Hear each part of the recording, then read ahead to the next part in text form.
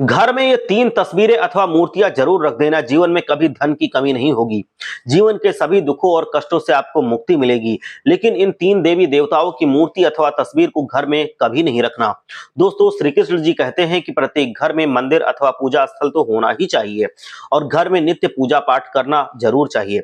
घर में जो पूजा घर होता है वो भगवान से अपनी प्रार्थना इच्छा कहने का एक माध्यम होता है।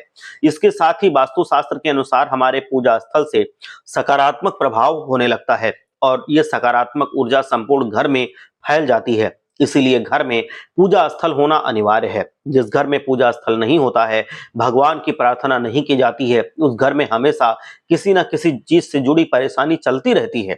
लेकिन दोस्तों, घर में पूजा घर अथवा मंदिर बनाने के कुछ नियम होते हैं जिनका पालन करना अत्यंत आवश्यक होता है, तभी आपको फल मिलता है, वरना अशुभ फल आपको मिल सकते हैं।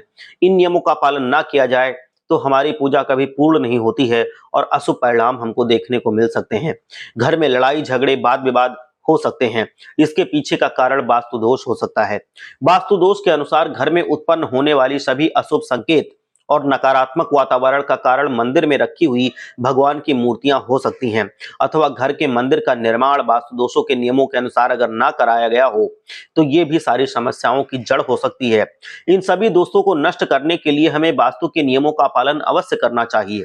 वास्तु शास्त्र में जो कुछ भी नियम बताए गए हैं वह शास्त्रीय और वैज्ञानिक दोनों आधार पर बहुत ही सुदृढ़ हैं। यदि इन नियमों का सही से पालन करते हैं तो घर में कभी भी अपशगुन अशुभ घटनाएं नहीं होती हैं और घर में सुख शांति पवित्रता और खुशहाली बनी रहती है। घर के अंदर देवी देवताओं की मूर्तियों को रखने के नियम कायदे हैं। किन देवी देवताओं की मूर्तियां घर में रखना वर्जित है, किन देवी देवताओं की प्रतिमाएं एक साथ नहीं रखनी चाहिए तथा किन देवी देवताओं की मूर्तियां साथ में रखना शुभ होता है, आदि महत्वपूर्ण बातों के कुछ नियम वास्तु शास्त्र में बताए गए हैं। इन नियमों का पालन ठीक से अगर नहीं किया गया तो घर में दुख दरिद्रता का वातावरण निर्मित हो जाता है और घर में सकारात्मक ऊर्जा के स्थान पर नकारात्मक ऊर्जा का प्रभाव बढ़ने लगता है, जिसके घर के लोग सदैव निराश रहने लगते हैं, क्रोधी हो जाते हैं, दुखी रहने लगते हैं। घर में आर्थिक तंगी बनी रहती है और अकारण ही धन का खर्चा बना रहता है।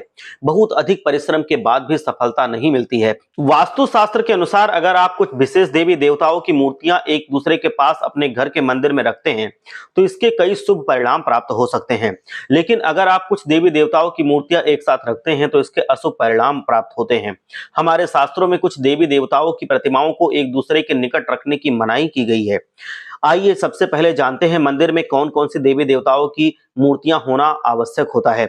सबसे पहली है गणेश जी की प्रतिमा।